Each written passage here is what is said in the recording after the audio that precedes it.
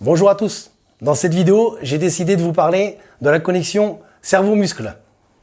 Quoi? De quoi tu parles?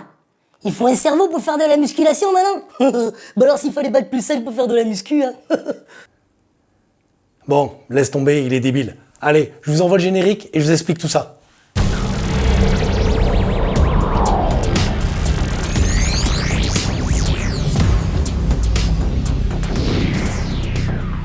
Aujourd'hui, comme je vous l'ai dit, on va parler de la connexion muscle-cerveau. Est-ce que c'est vraiment quelque chose d'important? Est-ce que c'est futile?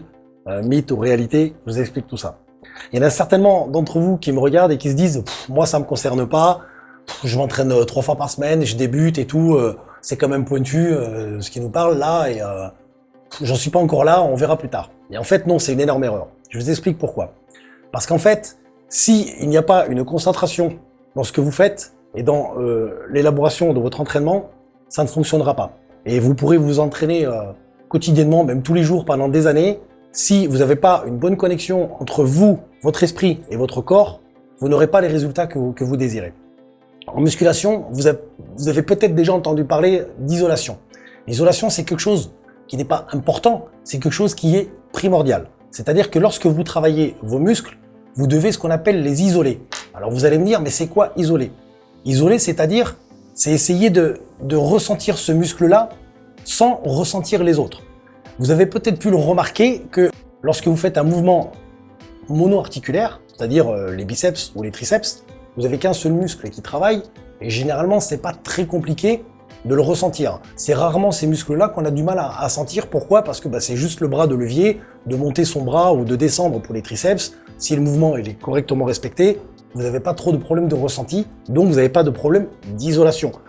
On peut comparer ça aussi à ce qu'on appelle une congestion musculaire. Donc c'est l'afflux sanguin qui va augmenter et qui va augmenter le volume du muscle pendant l'entraînement. C'est ça qu'on appelle la congestion musculaire. Donc bien isoler son muscle, c'est bien le travailler. Alors il est plus complexe lors d'un mouvement polyarticulaire, lorsque vous allez travailler les dorsaux, lorsque vous allez travailler les épaules, les pectoraux ou les cuisses, vous allez faire intervenir d'autres articulations. Donc c'est ça qu'on appelle les mouvements polyarticulaires. Et effectivement, lorsqu'on fait intervenir plusieurs muscles pour travailler un muscle, c'est là où l'isolation elle est importante. Donc, pour qu'elle se fasse bien, votre cerveau a besoin de penser à ce qu'il fait. C'est-à-dire que quand vous faites les épaules, pensez au ressenti du travail des épaules pendant votre exercice. C'est hyper important. Donc sans ça, vous ne pouvez pas avoir une bonne isolation. C'est comme si vous discutiez en même temps que vous vous entraînez. Vous vous rendez bien compte que le ressenti n'est pas le même. Donc ce qu'il faut, c'est vraiment réfléchir à ce qu'on fait, penser à ce qu'on fait, et je dirais même jusqu'à se projeter en imaginant son muscle faire le mouvement et l'étirement lors de l'exercice. Voilà ce que c'est qu'une connexion muscle-cerveau. Après, il y a d'autres choses à prendre en compte qui sont vraiment importantes. C'est la biomécanique. Alors la biomécanique, c'est la bonne exécution des mouvements.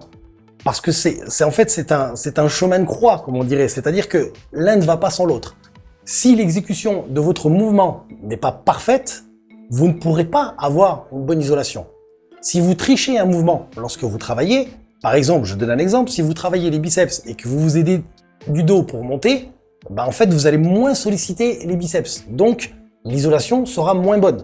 Pareil, si vous faites des élévations latérales, vous ne respectez pas la biomécanique du mouvement. Vous allez tout ressentir, les trapèzes, les triceps, mais vous n'aurez pas un ressenti sur les épaules. Donc, pour avoir une bonne isolation, il est important d'avoir une très très bonne biomécanique. Donc, si vous avez un problème sur le ressenti, la congestion musculaire, l'isolation, vous appelez ça comme vous voulez, maintenant je vous ai donné tous les termes, donc maintenant vous connaissez, vous savez la différence.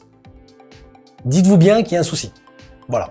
Ne vous entêtez pas à dire, voilà, j'avais 4 séries à faire, j'ai rien senti, mais c'est pas grave, c'est fait. Parce qu'en fait, c'est comme si vous n'aurez rien fait. Donc c'est très important. Si un mouvement, vous ne le ressentez pas, réfléchissez. Pourquoi je l'ai pas senti? Est-ce que je l'ai bien fait? Est-ce que je l'ai bien exécuté à la bonne vitesse? Est-ce que j'ai pas été trop vite dans mon mouvement? Est-ce que j'ai pas été avec une charge trop légère qui fait que je ne peux pas progresser vu l'intensité que j'ai mis? Posez-vous toutes ces questions. Et tant que vous n'avez pas congestionné par rapport à l'exercice que vous avez choisi, ne passez pas à un autre. Voilà. Ça, c'est ce qu'on appelle l'isolation et la biomécanique.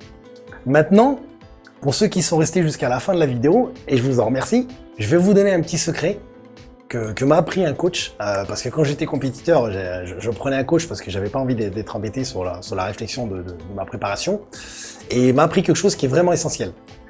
Ça, je vous le donne parce que vous êtes restés jusqu'à la fin et vous le méritez.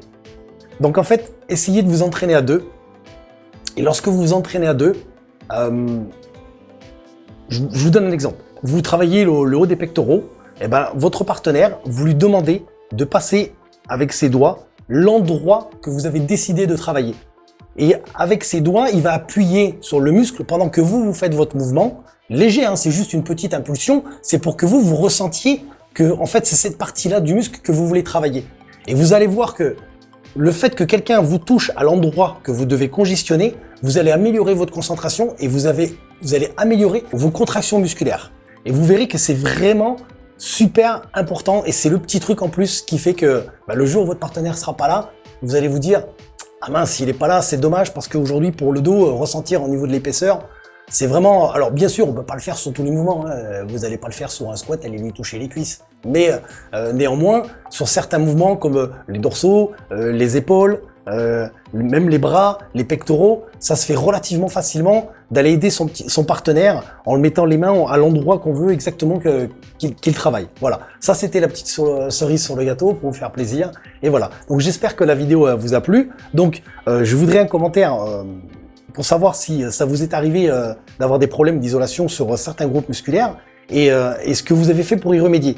Et si cette vidéo vous aide, ou si vous voulez faire des tests, et me laisser un commentaire après. Dites-moi tout ça, et on en discute, et je vous répondrai avec plaisir. Et après, si vous voulez me suivre sur les réseaux, n'hésitez pas, Instagram, Pascal Coaching. Allez, bonne journée à tous.